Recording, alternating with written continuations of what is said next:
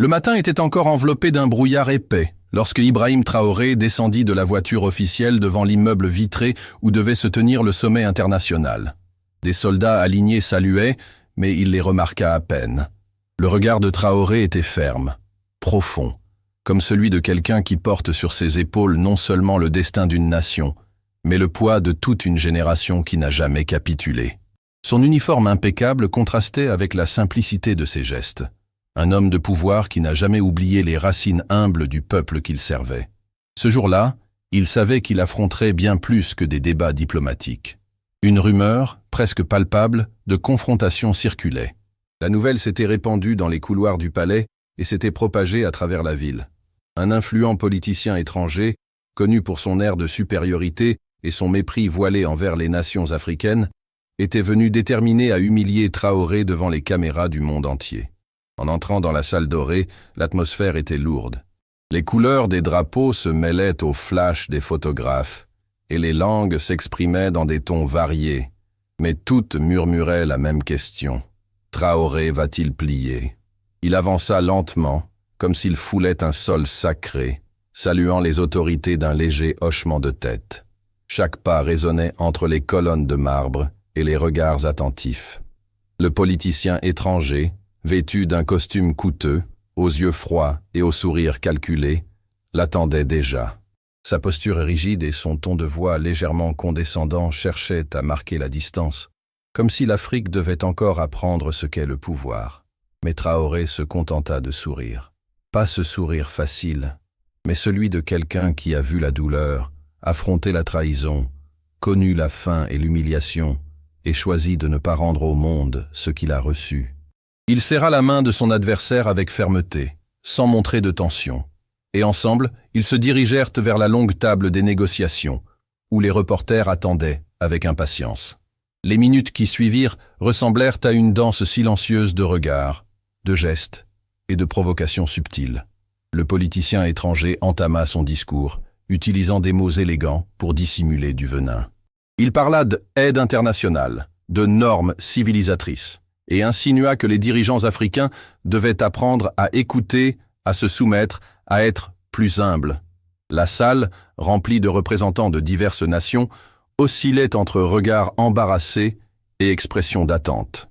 Beaucoup avaient déjà vu ce scénario. Un Africain ridiculisé, un étranger se glorifiant de sa position. Mais à cet instant, quelque chose était différent. Le visage de Traoré restait serein, ses yeux attentifs, comme s'il écoutait non seulement les mots, mais la douleur ancestrale qu'il portait. Il prit une profonde inspiration, et pendant un instant, le temps sembla suspendu. Les journalistes se penchèrent, les caméras zoomèrent sur son visage.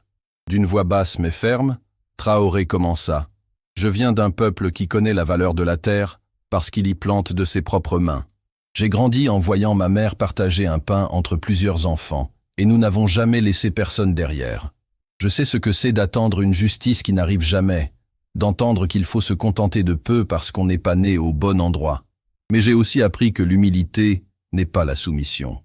L'humilité, c'est reconnaître que chacun, sans exception, a quelque chose à enseigner au monde. Et c'est cette humilité qui a permis à mon peuple de survivre à l'impossible, de se relever après chaque chute, de trouver de la dignité, même dans la boue. » Un silence s'installa dans la salle, lourd, presque sacré. Le politicien étranger esquissa un sourire moqueur, mais ne l'interrompit pas. Traoré poursuivit, fixant directement son adversaire. « Vous parlez de progrès comme s'il s'agissait d'un prix décerné par ceux qui se croient propriétaires du monde. Mais le vrai progrès, c'est quand le fils d'un paysan peut rêver plus grand, sans craindre d'être écrasé. C'est quand personne n'a besoin de s'incliner devant un autre, à cause de son lieu de naissance. Je suis venu ici pour dialoguer, pas pour recevoir des ordres. Je suis venu montrer que la dignité d'un peuple n'est pas négociable, qu'il n'y a pas de véritable grandeur sans respect et solidarité. Et si un jour ma voix tremble, que ce soit uniquement d'émotion, en voyant mon peuple reconnu comme l'égal des peuples de la terre. » Les mots résonnèrent, gagnant en force parmi les présents. Un diplomate plus âgé essuya discrètement une larme, tandis que d'autres échangeaient des regards déconcertés. Le politicien étranger, se sentant acculé, se leva avec théâtralité et lança « Avec tout le respect, Monsieur Traoré, le monde moderne exige des résultats, pas des discours émotifs. Diriger, c'est accepter des sacrifices, prendre des décisions impopulaires, ne pas se perdre dans des sentimentalismes. Vous, les Africains, devez apprendre à agir selon les règles.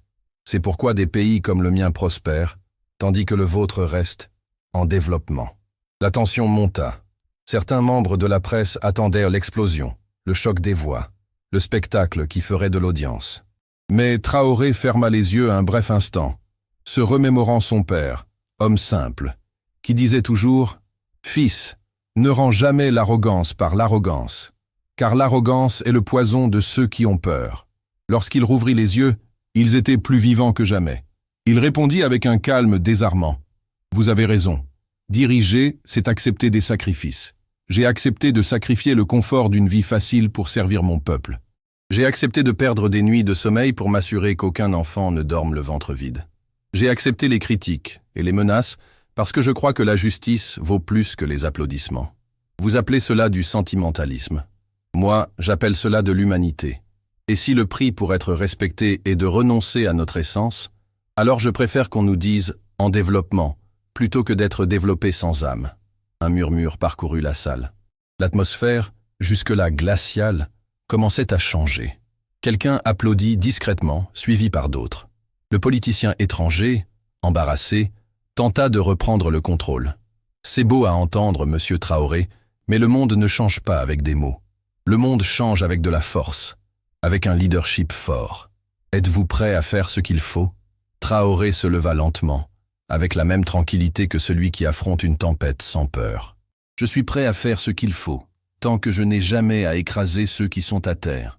Parce que pour moi, le leadership ne se mesure pas par le pouvoir d'humilier, mais par le courage de relever ceux qui sont tombés.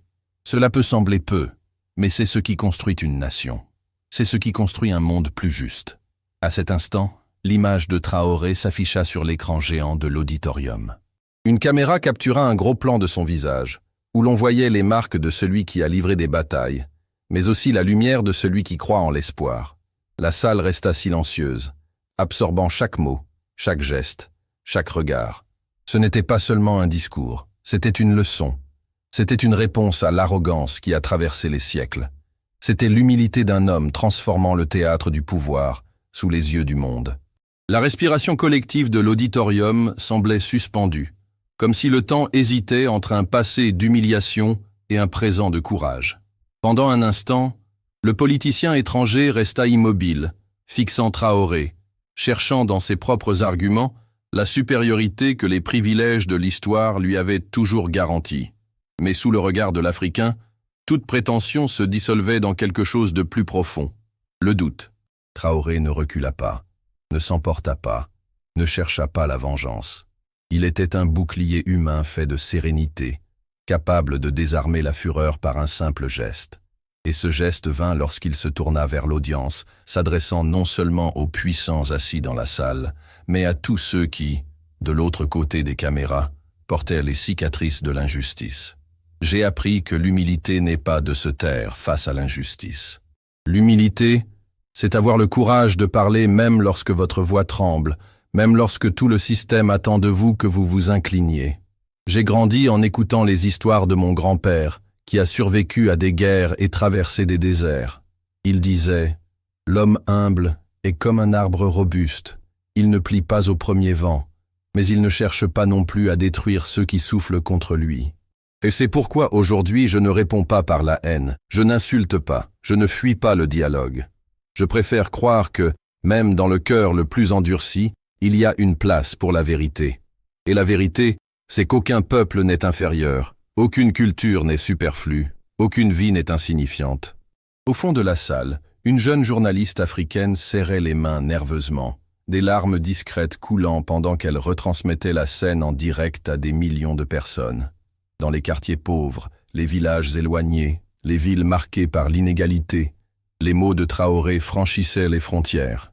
Les réseaux sociaux explosaient de messages de soutien, des hashtags naissaient, « Respecte Afrique »,« Voix de l'espoir ». Mais là, devant tous, Traoré restait simple. Lorsqu'on lui tendit le micro pour répondre à une dernière provocation de son adversaire, Il refusa. Au lieu de cela, il marcha lentement jusqu'au bord de la Seine, sortit de sa poche un petit tissu africain, coloré, et le brandit pour que tous le voient. Ceci n'est pas seulement un symbole de culture, c'est une mémoire, c'est une résistance. Chaque couleur, chaque fil a été tissé par des mains qui ont survécu à l'impossible. Ce n'est pas un drapeau de soumission, mais de fierté pour ce que nous sommes. L'arrogance n'existe que là où manque la mémoire. Je n'oublie pas d'où je viens, et personne ne pourra me faire oublier. Le politicien étranger, visiblement déstabilisé, tenta d'intervenir sur un ton ironique. Beau discours, mais au final, que proposez-vous de concret pour le monde? Voulez-vous changer l'ordre international avec de simples bonnes intentions? Traoré n'hésita pas. Avec un regard direct, il répondit. Je propose le respect. Je propose une écoute sincère. Je propose qu'on cesse de mesurer la dignité d'une nation par son PIB, mais par le sourire de ses enfants. Je propose que chacun de nous regarde l'autre sans les filtres du préjugé, sans les lunettes du passé colonial. On ne construit pas la paix uniquement avec des traités, mais avec des gestes quotidiens de dignité.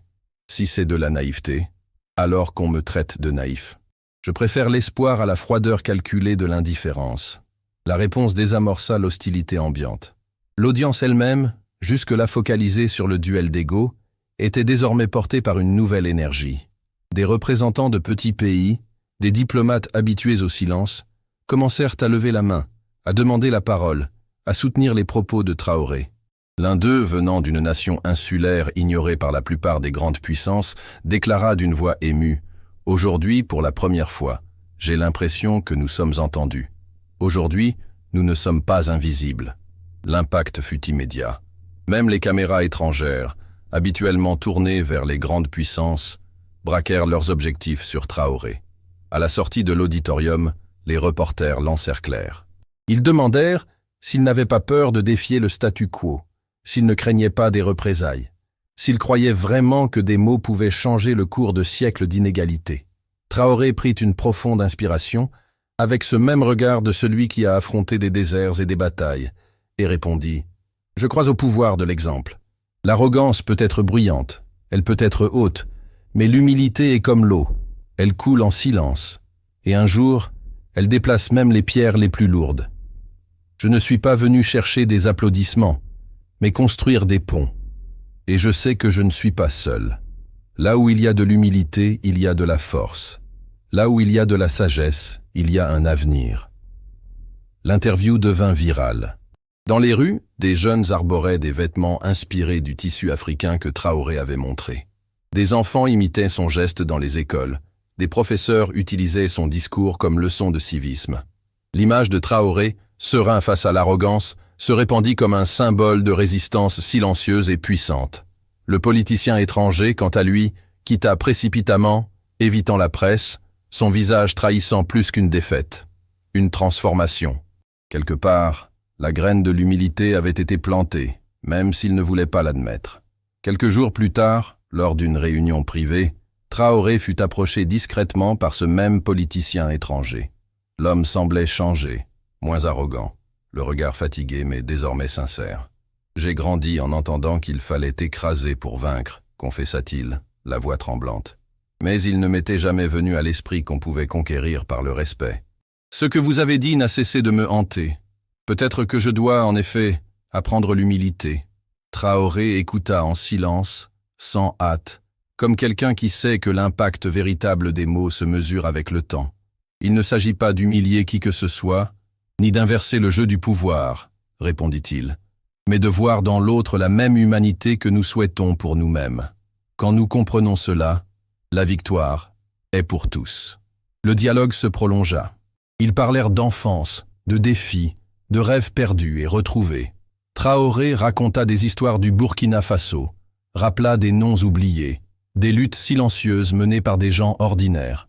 Le politicien étranger écouta, pour la première fois, sans interrompre, sans contredire. Lorsqu'ils quittèrent cette pièce, ils n'étaient plus adversaires, pas encore amis, mais des humains sur un pied d'égalité. L'impact de cette rencontre commença à se propager, silencieusement, dans d'autres couloirs, d'autres bureaux. Et ainsi, sans la moindre imposition, l'humilité commença à redessiner le paysage diplomatique de ce forum. En regagnant son hôtel, Traoré croisa le regard d'une femme de ménage, une femme simple, invisible pour beaucoup, mais pas pour lui. Il sourit, fit un signe de la main, échangea quelques mots gentils. Elle, surprise, pleura discrètement. « Personne ne m'a jamais regardé comme ça ici. » Traoré répondit « Tout le monde mérite le respect. Il n'y a pas de travail insignifiant. Ce qui est grand, c'est le cœur qui sert. » Cet instant, capturé par un photographe anonyme, fit la une des journaux. L'image devint plus virale que le débat politique, devenant le symbole de ce que signifie réellement le leadership. De retour dans son pays, Ibrahim Traoré fut accueilli non pas par des fêtes grandioses, mais par la chaleur silencieuse d'un peuple fier. Ses mots avaient franchi les frontières. Ses gestes avaient résonné là où la diplomatie traditionnelle n'atteignait pas. Dans le visage des enfants, dans l'éclat des yeux des aînés, dans le geste simple d'un travailleur le saluant, se trouvait la confirmation que l'humilité et la sagesse peuvent, oui, changer des destins. Dans le monde entier, des milliers commencèrent à voir l'Afrique non pas comme un continent à éduquer, mais comme un maître silencieux de dignité. Et Traoré, sans jamais hausser la voix, montra au monde que, lorsque l'arrogance tente d'humilier, la réponse la plus puissante est toujours la grandeur d'un cœur humble.